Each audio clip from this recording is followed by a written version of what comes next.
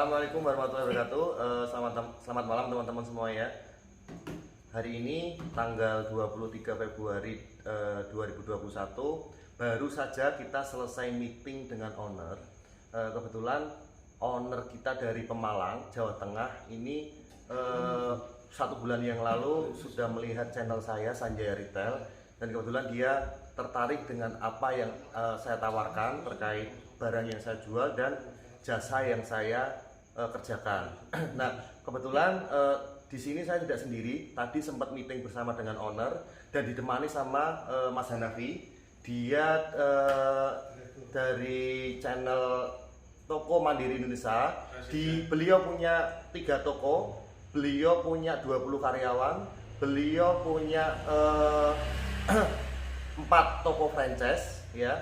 Jadi saya pikir untuk pakarnya retail ini beliau sudah ahlinya di bidang itu, dan beliau ini dulu bukan semata-mata langsung langsung punya minimarket, enggak. Dulu itu beliau 8 tahun sempat kerja di minimarket nasional. Nah, banyak pertanyaan dari teman-teman. Saya akan ngobrol sedikit sama Mas Hanafi terkait dari pertanyaan teman-teman. Ada yang tanya tentang izin Mas Hanafi ya. Oke. Izin yang pertama, yang kedua itu ada yang tanya bagaimana sih cara mendapatkan barang dagangan ya.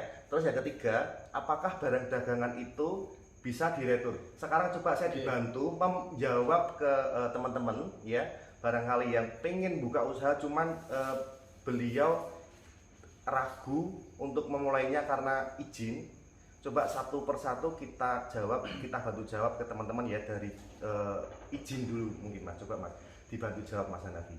Oke, terima kasih Mas Rido, Sanjaya Retail, terima kasih waktunya. Saya bantu ya. Yang pertama tadi, perkenalkan, nama saya Hanafi. Saya dari komunitas Toko Mandiri Indonesia.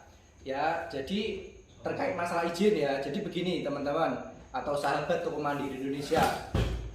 Terkait izin ini, saat ini semuanya dipermudah, birokrasinya dipangkas dengan cara online yang namanya OSS. Jadi teman-teman kalau dulu itu ngurus izin muter-muter, harus ke kelurahan, pakai SKDU, harus ke kecamatan, harus ke kantor dinas perizinan dan lain-lain. Sekarang nggak usah. Pokoknya langsung, misalkan teman-teman atau sahabat Toko Mandiri Indonesia ini mau buat atas nama pribadi, yang penting punya KTP, punya NPWP, tinggal login ke OSS ya, tinggal login ke OSS, nanti langsung buat NIB dan SIUP, langsung hari itu juga jadi ya. Yang kedua, kalau misalkan sahabat Toko Mandiri Indonesia ini mau buat cabang ya, kalau saya itu kan sudah ada 3 cabang sama franchise ya. Artinya kalau nama pribadi sudah nggak bisa karena sudah makro kan, artinya saya harus buat CV. Kalau CV itu yang pertama harus dilakukan, harus ke RT dulu. Ke RT minta surat pengantar untuk ke balai desa, ke kelurahan atau ke kecamatan, buat SKDU, surat keterangan domisili usaha. Kalau itu sudah jadi, langsung ke notaris buat CV. Itu langsung bisa. Jadi nanti SIUP-nya juga, misalkan mau buka toko di kota ini, tinggal dibuatkan SIUP, terbitkan SIUP. Buka ini tinggal diterbitkan SIUP di OSS juga. Jadi buat SIUP-nya ke notaris, buat CV-nya ke notaris badan usahanya, terus buat SIUP-nya ke OSS juga, online juga. Nah, jadi ringkas sekali terkait perizinan. Itu Mas Rido. Lanjut ke pertanyaan kedua atau saya ini dulu kasih kesimpulan ya. Jadi terkait izin ini menurut Mas Hanafi apakah itu penting dalam dunia retail? Sangat penting. Karena beberapa dari teman-teman itu kalau pakai mart apa harus ada izin, gitu kan? Nah, dengan izin apakah harus CV atau butuh hanya sekedar usaha dagang? Gitu, coba teman-teman dibantu. Kalau usahanya masih untuk pribadi, untuk satu toko, itu cukup pakai nama sendiri. Hanya KTP dan SIUP. KTP dan NPWP. Itu saja cukup. Itu saja cukup. Mau pakai nama toko, mau pakai nama mart, mau pakai nama swalayan, itu nggak jadi masalah. Siap. Yang asal penting itu pribadi. Oke. dan hanya di satu tempat. Siap. Ya, alamatnya sesuai dengan KTP. Oke. Begitu. Tapi kalau misalkan memang mau buka cabang lagi, artinya ini kan usahanya sudah nggak mikro lagi, sudah nggak masuk kategori UMKM lagi, usaha makro kan Makro, sudah. betul, Nah betul. itu harus dibuatkan CV dulu, Oke. begitu. Jadi sudah berbadan, ya Siap. sudah berbadan usaha. Jadi misalkan ada sidak dari kantor pajak atau ada sidak dari BPOM, kita ada legalitasnya, gitu. Jadi izin itu berasanya adalah nanti ketika dibutuhkan. Ya, sama kayak kita mau jalan sebenarnya bawa SIM atau tidak kan nggak jadi masalah. Betul. Tetapi kalau misalkan nanti ada petugas yang berwenang ngecek, kita nggak bawa jadi masalah. Makanya kita persiapkan dari awal, gitu. Dan biayanya biayanya kalau pribadi gratis. Buat OSSU itu gratis. Cuma nanti kan kita bayar pajak tiap bulan 0,5% dari omset. Dari omset ya. 0,5%. Tapi itu sangat kecil. Itu sangat kecil. Kenapa? Kalau margin retail kan rata-rata 10 sampai 15%. Iya. Tapi kalau CV itu buat siup juga gratis. Tapi buat CV-nya ini yang berbayar. Ya biasanya antara kisaran 1,5 juta sampai dengan 3,5 juta. Itu maksimal 3 juta maksimal. Gitu. Jadi kesimpulannya terkait izin ya, mau pakai mat, mau pakai nama tokoh pribadi, itu tetap menurut Mas Hanafi ini tetap harus izin ya. Tapi kalau misalkan ini sudah makro, harus pakai CV. Buka cabang Ya. Misalkan teman-teman punya 3 toko atau 4 toko, itu wajib CV. Minimal ada yang badan hukum yang melindungi kita. Gitu ya. Ada tambah lagi Mas terkait izin. Oke ya. Terkait izin kesimpulannya seperti itu. Sekarang atau gini Mak, kalau misalkan caranya buat siup gimana, di YouTube itu banyak kok, tinggal tutorial buat siup, sudah lengkap, langsung pasti jadi.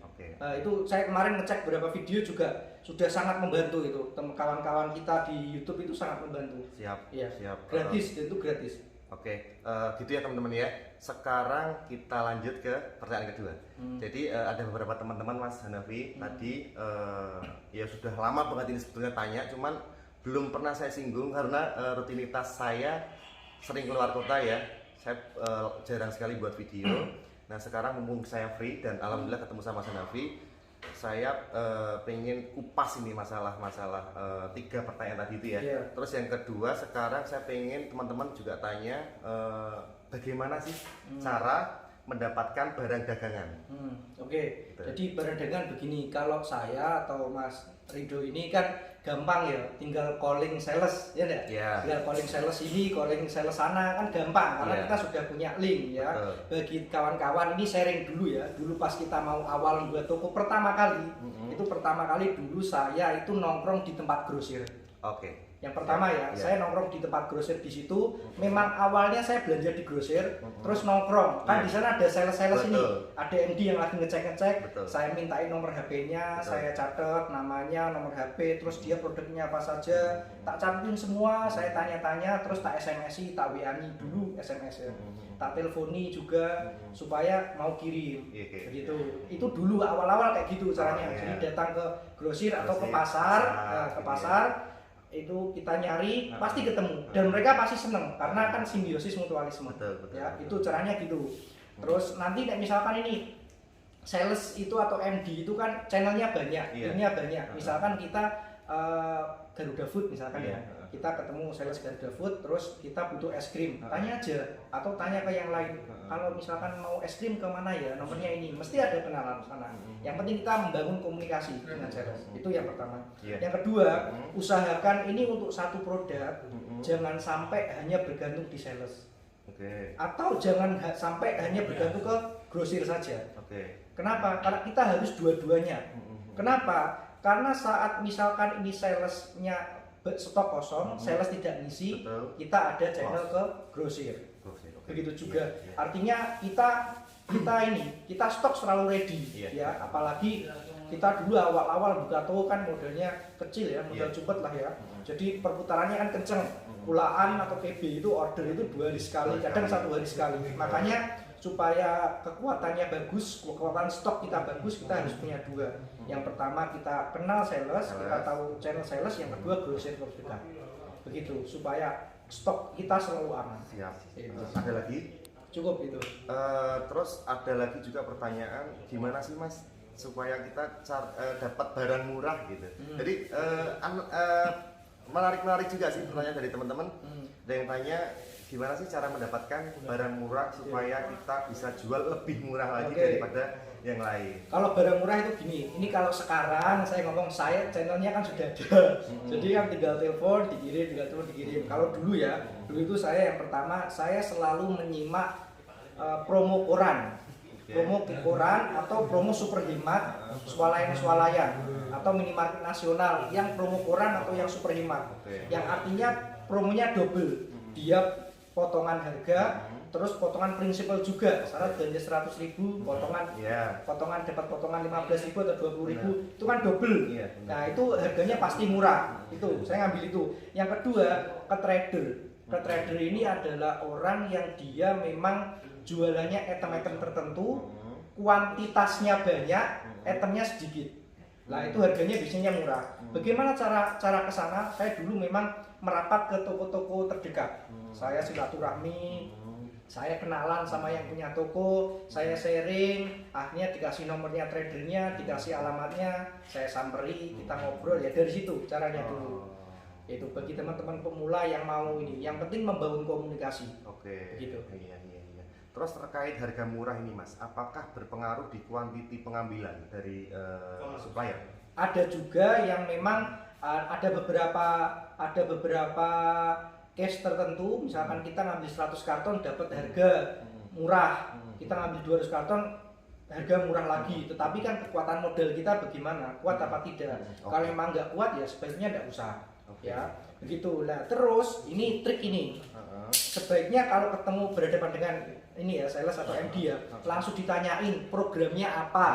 Begitu. Kenapa? Ini tak kasih contoh, misalkan ini ada program belanja 500.000 potongan 5%. Nih dari sales kan memang ada program seperti itu. Nah ternyata kita sudah order 600.000. Ya sama salesnya pasti di prospek gini, Pak nambah lagi 400.000, nanti dapat diskon 5%. Gitu. Makanya kita tanyakan di awal, programnya apa Pak, programnya apa Mbak, programnya apa Mas, gitu. Menarik ya, jawaban dari Mas Hanafi sangat detail sekali.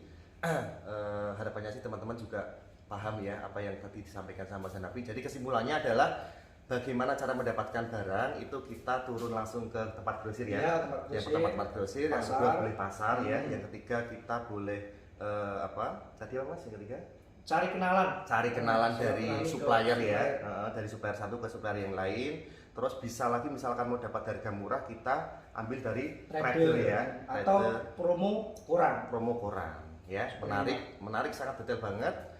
Terus kemudian ada lagi pertanyaan, Mas, bisa nggak sih misalkan kita ngambil barang dari supplier atau ngambil barang dari tempat grosir atau pasar itu barangnya diretur, misalkan expired nih, kita retur ke supplier, bisa nggak sih gitu? Nah menurut Mas Andi kira-kira gimana Mas? Begini, kalau retur itu mestinya bisa, tetapi harus ada perjanjian dulu di awal.